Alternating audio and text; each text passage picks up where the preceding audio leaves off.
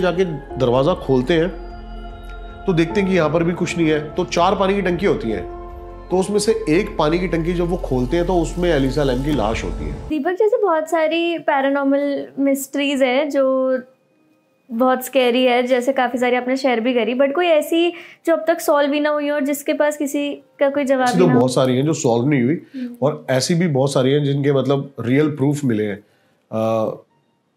एक्सोरिज्म के जब क्या होता था ना, पैरानॉर्मल इन्वेस्टिगेटर एक्सोरिज्म करते हैं ना, तो वो वहाँ पे टेप रख देते थे, तो उनमें वॉइसेस रिकॉर्ड होती थी कुछ, वो सब भी काफ़ी सारे प्रूफ है। लेकिन मैं आपको ना एक इंसिडेंट के बारे में बताता हूँ। जो एक स्टोरी है ना, वो काफ़ी ज़्यादा हाइप पे इसलिए आई क्योंकि वो आज तक सॉल्व नहीं हो पाई, और बहुत सारे पैरानॉर्मल इन्वेस्टिगेटर ना उसको रियल प्रूफ मानते हैं। अब मैं एक एक डिटेल में चीज़ें बताऊंगा, आप समझना। अब क्या था, एक ये लड़की थी जो कनाडा में रहा करती थी अपने पेरेंट्स के साथ। बहुत सिंपल लड़की थी, लेकिन है ना ये जिद करती है कि मेरे को अकेले लॉस एंजलिस जाना है और वहाँ पे कुछ ऐसी हॉलीडे के लिए जाना है, लेकिन घर वाले एग्री नहीं होते। बहुत जिद करती है, उसके बाद घर वाले मान जाते हैं, लेकिन एक शर्त पे कि भाई तू रोज हमें कॉल करेगी। तो ये 2013 में 25 जन को ये वहां से निकलती है और 31 जन को उसको वापस आना है, लेकिन रोज कॉल करेगी, इसी शर्त पे वो घर वाले जाने देते हैं। अब होटल सेसिल बुक करते हैं ये।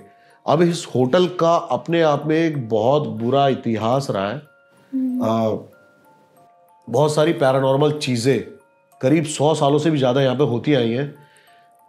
काफी ज्यादा सीरियल किलर्स भी ना यहाँ पर रहते थे, और उनके बीच बाद में अगर उनके मतलब बयान आप देखोगे ना, तो उसमें भी ये आया कि कोई ना कोई एक ऐसी पावर थी जो हमें बोलती थी कि ये कर, और वो वहीं के डस्टबिन में ला के लोगों को मारते थे। ऐसा कुछ सीन भी था। लेकिन ये सब हिस्ट्री का उस लड़की को नहीं पता था। होटल सेसिल में रहती है वो, तो रोज कॉल करती है, 4-5 दिन लगातार कॉल आती है, लेकिन 31 को जिस दिन उसको वापस आना था ना उसकी कोई कॉल आती है और ना वो वापस आती है। तो 31 को ही जो घर वाले होते हैं वो नंबर निकाल के होटल के स्टाफ को कॉल करते हैं और देखते हैं कि वो तो कहते हैं कि भाई यहाँ पर नहीं है वो कहीं भी। अब एक फुटेज है ये, अब इस एक फुटेज ही मिली है। एक लड़की है जो लिफ्ट में जा रही है, आप ये फुटेज देखोगे तो करीब 3-4 मिनट की फुटेज है कि वो डर रही है, बाहर देख रही है बार बार और डर रही है और सारे बटन प्रेस करे जा रही है। बस एक ये फुटेज आई थी और उस लड़की का कोई पता नहीं चलता है। तो पुलिस के पास बात जाती है, काफी दिन इन्वेस्टिगेशन चलती है, 10-12 दिन, लेकिन कोई मिसिंग रिपोर्ट ही लिख के वो इसको वो कर देते हैं। अब इस इंसिडेंट के 19 दिन बाद 19 फरवरी को एक कॉल आती है रिसेप्शन पे, और एक कस्टमर बोलता है कि जो पानी है ना इसका टेस्ट बहुत गंदा आ रहा है। तो और काफी ज्यादा फ्लोर से ये कॉल्स बार बार आने लग जाती हैं रिसेप्शन पे।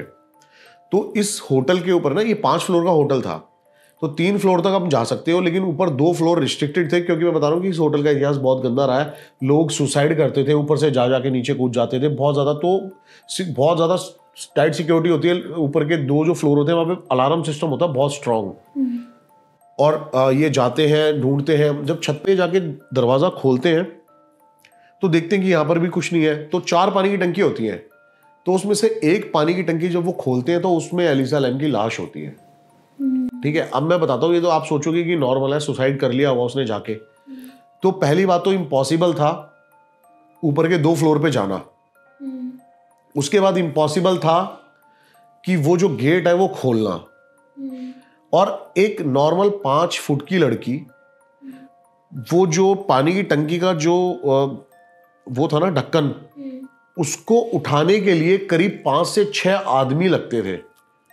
तो कैसे पॉसिबल है कि एक लड़की ने वो उठा भी लिया और वो उसके अंदर कूद भी गई?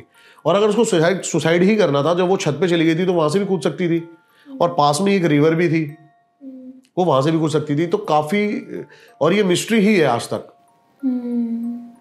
कि उसका मर्डर हुआ है या फिर क्या हुआ है। लेकिन काफी ज्यादा पैरानॉर्मल इन्वेस्टिगेटर बताते हैं कि कुछ ऐसे एनर्जीज थी जो प्रोवोक करती थी वहां पे सुसाइड के लिए। ये एक रियल इंसिडेंट है। बहुत अच्छा लगा, आप एकदम कैंडिड हो आपको देख के ही लगता है कि आप सारी चीज़ें विद एक्सपीरियंस बोल रहे हो। सो बहुत अच्छा लगा। Thank you so much for coming. आपने इतना कीमती टाइम हमें दिया।